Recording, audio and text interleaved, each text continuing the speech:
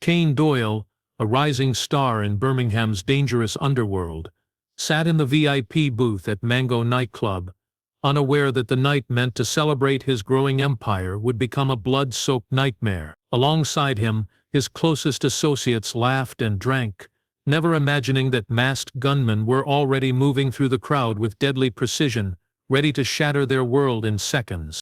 The night began like any other weekend in Birmingham. Mango Nightclub on Bristol Street was alive with music, flashing lights and the buzz of hundreds of people looking for escape from the week. Outside, taxis lined the road, spilling out groups of friends dressed for the night. Security at the doors struggled to control the steady stream of people, but inside the atmosphere felt electric. The DJ raised the volume, the crowd moved as one, and the drinks flowed without pause. Nobody expected the chaos that was about to break the rhythm. It was just after 2 a.m. when the mood shifted. Some in the crowd later said they noticed a group of men moving differently from the rest. They didn't look like they came for dancing. Their eyes scanned the club, fixed on the VIP section near the back. The music continued to pound, but for a few seconds, tension seemed to ripple through the room. Then it happened. The sharp crack of gunfire cut through the music, louder than the bass, more shocking than the lights. The sound froze the dance floor before panic ripped it apart. People screamed as they scrambled for the exits, overturning tables, dropping drinks, and pushing against each other in a desperate rush to escape. Strobe lights flashed across terrified faces as the chaos spread. 4 bodies fell to the floor near the VIP booth, blood pooling beneath them. The gunmen fired with chilling precision, and then they were gone, swallowed back into the night. On the street, outside, the scene turned frantic. Dozens of clubgoers poured out onto Bristol Street, many barefoot after losing their shoes in the stampede. Cars slammed their brakes, horns blared, and people shouted for ambulances. Some tried to carry the wounded out, their clothes stained red, while others froze in shock, staring at the nightclub doors as if waiting for the nightmare to end. Within minutes, sirens echoed across the city. Police cars blocked off the street while paramedics rushed into the club, stepping through broken glass and abandoned handbags. Inside, the music had stopped, replaced by the cries of the injured and the shouts of officers trying to clear the building. The survivors were herded outside, where they stood shivering in the cold night, some crying, others trembling silently. Bristol Street, usually alive with laughter at this hour, looked like a war zone. Blue flashing lights bounced off the walls. The smell of gunpowder lingered in the air, and blood stained the pavement where the victims had been dragged out. Rumors spread instantly. Some said it was a fight gone wrong. Others whispered about gangs settling scores. Nobody knew the truth, but everyone felt the same chilling reality. This was no random act. The way it was carried out, quick and deliberate, suggested a message had been sent. As the bodies were taken away, and the nightclub shut down, the city was left shaken. A night meant for fun had turned into one of Birmingham's darkest hours. The Mango Nightclub, once known for its vibrant energy, was now marked as the site of a brutal attack that would haunt the city for years to come. The investigation into the shooting began almost immediately, and from the start detectives felt certain it was not a random act of violence. Officers who had arrived at the scene noticed the manner in which the gunmen had moved through the nightclub. They had not fired into the crowd at random or acted with the chaos of men losing control. Their approach had been steady, almost clinical, as if every step had been rehearsed beforehand. Witnesses told police that the attackers walked straight through the main dance floor, ignoring the chaos around them, and headed directly toward the raised VIP area at the back of the club. They did not pause to argue, shout, or threaten. They simply raised their weapons, fired in short bursts, and then made their escape. The surviving victims were not just anybody who happened to be near the gunmen. They were all seated close to one particular table. This instantly led police to believe that the shooters had a target in mind. Among the wounded was a man whose name was already familiar to Birmingham's organized crime unit. This discovery pushed the theory further. This was not a random nightclub incident. It was a calculated attempt to take someone out in public and it had been carried out with startling precision. Officers combed through CCTV from both inside and outside the club. The footage captured flashes of movement, shadows of masked figures entering through a side entrance shortly before the attack. They were dressed in dark clothes and hooded jackets, their faces covered, making identification almost impossible. Yet what stood out to detectives was the timing. The attackers had arrived just minutes after the victim entered the club. That suggested information had been leaked, possibly by someone inside who had tipped them off. The detail added to the belief that this was no spur-of-the-moment attack. Someone had planned it carefully and made sure the shooters knew exactly when to strike. When investigators spoke with security staff, some admitted they had noticed the group earlier in the evening loitering near the side of the building. They had not appeared drunk or rowdy, unlike most of the crowd, and that memory only reinforced suspicions. Police officers pieced together a timeline that revealed the gunman had likely been watching the club for hours, waiting for the right moment. They were not there to cause mayhem for the sake of it. They were there to deliver a very specific message. As detectives pushed further into the case, whispers from the street began to surface. People in the local community claimed the attack had been ordered by a rival crew. They described the shooting as a statement, a way of showing that one group of men had the power to reach their enemies even in a crowded, high-profile setting. To them, the nightclub was not just a place of entertainment, it was a stage on which a public warning had been delivered. The fear that followed was almost as damaging as the shooting itself. Club owners around Birmingham worried they could be next, that their venues might be turned into battlegrounds by criminals eager to settle disputes in the most visible way possible. For ordinary people, the realization was unsettling. If gunmen could walk into a packed nightclub and target someone so precisely, then nowhere felt truly safe. The man sitting in the VIP booth that night was Kane Doyle, a name already known to police but not often seen in headlines. Kane was in his early 30s, tall, broad-shouldered, and carried himself with the confidence of someone who had grown up around violence and learned to use it to his advantage. He wasn't the top boss of Birmingham's Underworld, but he was ambitious, and in recent years he had built a reputation that made him a target. He had started small, running errands for older gang members, but by his mid-20s he was handling his own drug deals and recruiting younger men to work beneath him. His ability to attract followers and undercut his rivals made him stand out in a city already overcrowded with criminal networks. The VIP booth at Mango was Kane's way of showing he had made it. He liked to be seen, surrounded by women, flashy drinks, and friends who acted as his entourage. That night was no different. He had entered the club with 3 of his closest associates, men who doubled as both bodyguards and business partners. To outsiders it looked like a celebration, but for Kane it was another opportunity to flaunt his position in front of anyone watching. He had enemies, and everyone knew it. The decision to appear so publicly was either reckless or calculated, but whichever it was, it nearly cost him his life. When the bullets started flying, Kane was struck twice, once in the shoulder and once in the side. He collapsed behind the table while his associates tried to shield him, but 3 of them went down almost instantly. By the time the gunman fled, Kane was the only one in the booth still alive. Blood soaked through his designer shirt as paramedics fought to keep him conscious, and within minutes he was rushed to hospital under heavy police guard. His survival became the center of attention, not only for the authorities but also for rival gangs who saw an opportunity. Police knew immediately that Kane's background made him a likely target. He had spent the last year expanding his control of the nightlife drug trade, supplying cocaine and ecstasy to clubs across Birmingham. By selling at lower prices than his competitors, he had gained territory quickly, but in doing so he had made powerful enemies.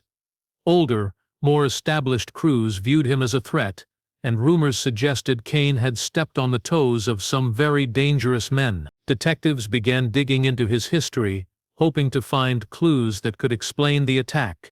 In hospital, Kane refused to cooperate. Despite his injuries, he would not name names, speak about debts, or identify enemies. His silence only fueled speculation. Some believed he was afraid of retribution, while others thought he was plotting his own form of revenge once he recovered. Whatever the truth, the fact remained that 3 men lay dead because of their association with him, and his own survival seemed to guarantee that the violence was far from over.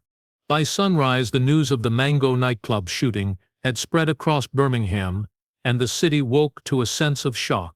Bristol Street, normally buzzing with late-night taxis and early morning traffic, was sealed off with police tape, blue lights still flashing from parked patrol cars. Forensic officers in white suits combed the pavement for shell casings and blood stains, while television crews set up across the road, broadcasting live updates. The nightclub stood in silence, its doors shut, the neon signs switched off. What had been a place of celebration just hours earlier now looked like a crime scene from a war zone. The wider city reacted with disbelief.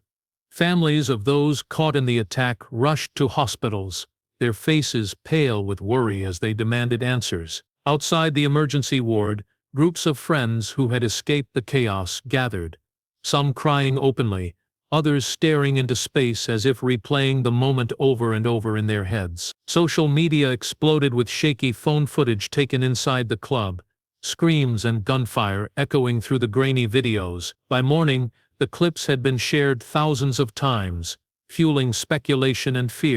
Within the communities surrounding Birmingham's nightlife districts, the whispers grew louder. People spoke about the possibility of a gang war breaking into the open. Some nightclub staff admitted privately they were too frightened to return to work, afraid that their venues could be next. Taxi drivers described the city as unusually tense, with fewer people willing to go out that weekend. Parents warned their children to stay away from the clubs on Broad Street and Bristol Street until things calmed down. The shooting had not only injured 4 men, it had cast a shadow over the entire city. Police chiefs moved quickly to reassure the public. They announced that more officers would patrol nightlife hotspots, that club owners would be supported, and that anyone with information should come forward. But beneath the official statements, detectives already suspected this was not an isolated attack. They knew the nightclub had been chosen deliberately, the target carefully selected, and the shooters too disciplined to be acting on impulse. These were not amateurs seeking revenge after a drunken fight. This was a message sent in gunfire. As news spread further, the political world took notice. Local councillors demanded action, calling the attack a threat to the safety of the whole community. Residents voiced anger that violent rivalries were spilling into places where ordinary people gathered. Parents who had watched their children leave for a night out were now terrified that those same places had become hunting grounds for organized crime. The contrast was stark. Where once Birmingham had boasted of its thriving nightlife, it was now forced to confront the reality of gang influence. By the end of the week, flowers and candles appeared outside Mango Nightclub, placed by friends of the dead and by strangers shaken by the violence. The street became both a crime scene and a memorial. People who walked past lowered their voices, the memory of that night heavy in the air. It was clear to everyone that the attack had changed something permanent.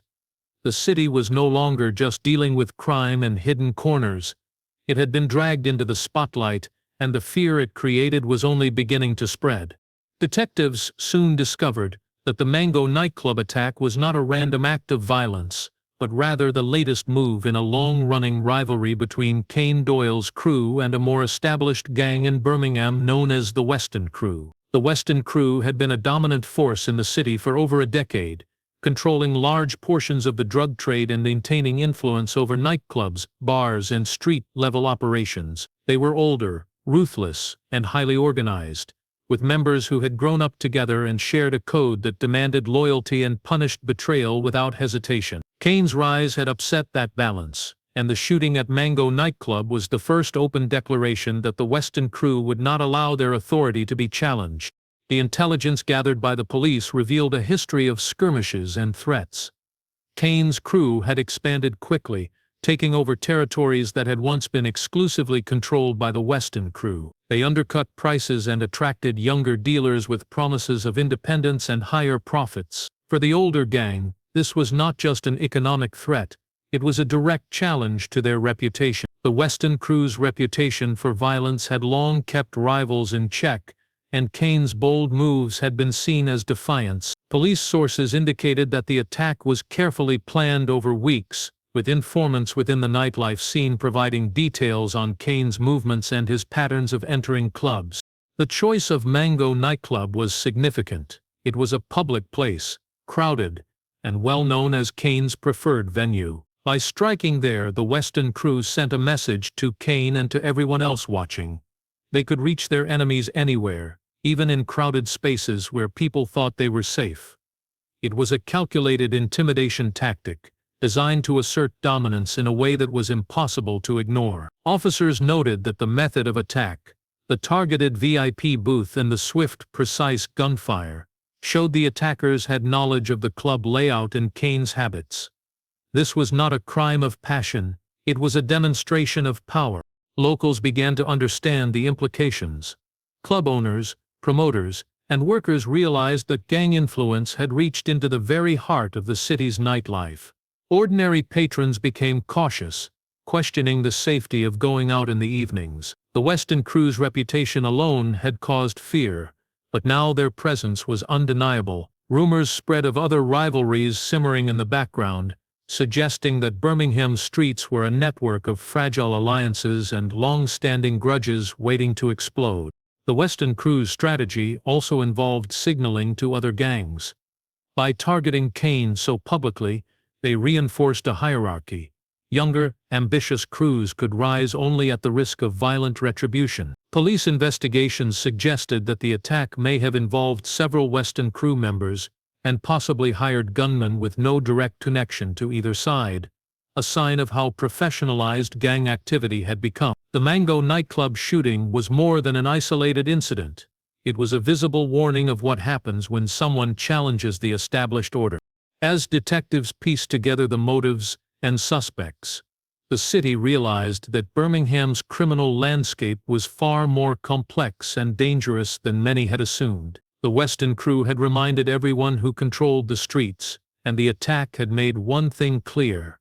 Kane Doyle's rise had not gone unnoticed, and the war between rival gangs was only just beginning.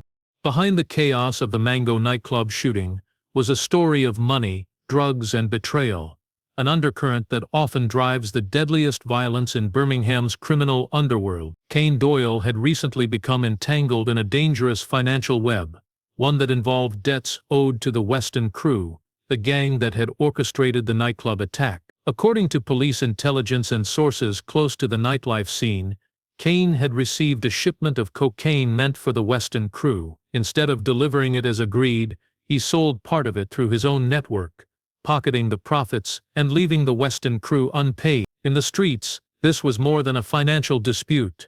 It was a breach of trust, a challenge to authority, and an open declaration that Kane believed he could operate without consequences.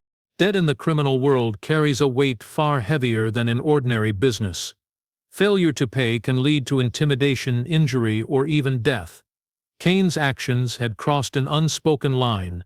He had not only taken what wasn't his, but he had done so in a way that humiliated his rivals. The Weston Crew, known for their strict code, could not let such a slight go unanswered. For them, responding publicly was essential to maintain control over their territory and ensure that no one else would attempt the same audacious move. It was a matter of respect, power, and survival. The planning behind the nightclub attack reflected this understanding. Investigators later pieced together that the Weston Crew had spent weeks gathering information about Kane's movements and habits. They identified Mango Nightclub as a prime location because Kane often celebrated there with his associates. Choosing a crowded club for the strike sent a message that Kane's safety could not be guaranteed, no matter the setting. The attack was not merely about revenge. It was a calculated effort to demonstrate dominance in front of witnesses who could spread the story throughout the city. The financial aspect of the betrayal also extended beyond the immediate debt. Kane's growing network had been undercutting older aggers' profits for months, selling drugs at lower prices and drawing in younger dealers who might otherwise have worked for the Weston Crew. The Weston Crew's response, therefore, had multiple purposes: to recoup losses, to punish Kane for defying their authority, and to warn others that defiance would not be tolerated. In criminal circles, financial disputes and loyalty are inseparable. Kane's personal profit had put him and his associates at mortal risk, highlighting the precarious balance between ambition and survival in the underworld. Even after the attack, the fallout continued to shape Birmingham's criminal landscape. Kane's surviving associates were shaken.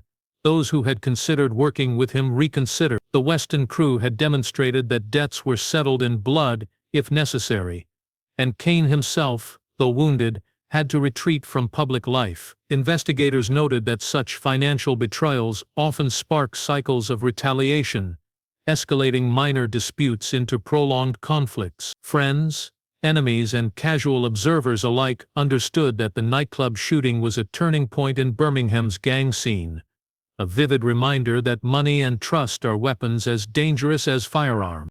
The attack was more than a simple act of revenge. It was a public statement. In Birmingham streets, financial betrayal is never forgotten, and the cost of defiance is counted in lives. Kane Doyle's debt to the Weston Crew had turned into a violent lesson, one that would leave scars across the city and shape the underworld for years to come. The aftermath of the Mango Nightclub shooting sent shockwaves through Birmingham, not only in the immediate chaos, but in the lingering fear and uncertainty that gripped the city.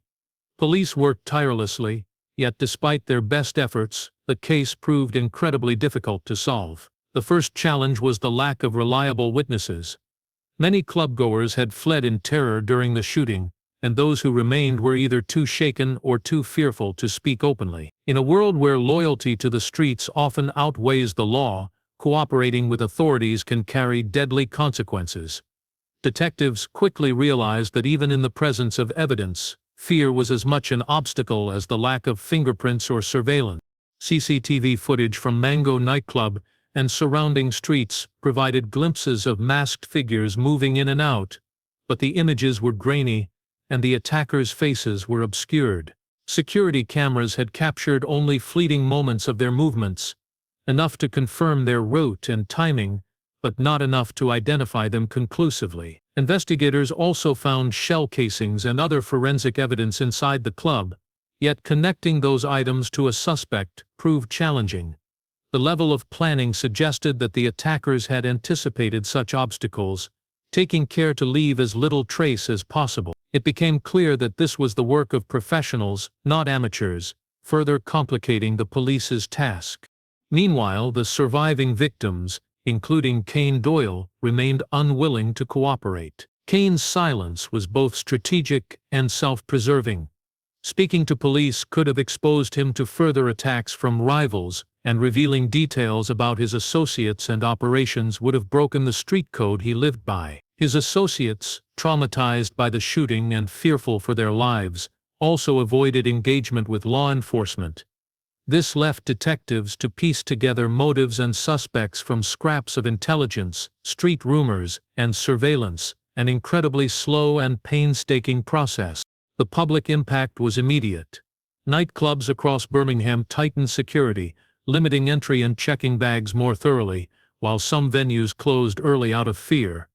Patrons hesitated to return to their usual routines, and taxi drivers reported quieter streets. Local residents began to avoid areas near Bristol Street at night, wary of violence spilling further into the community.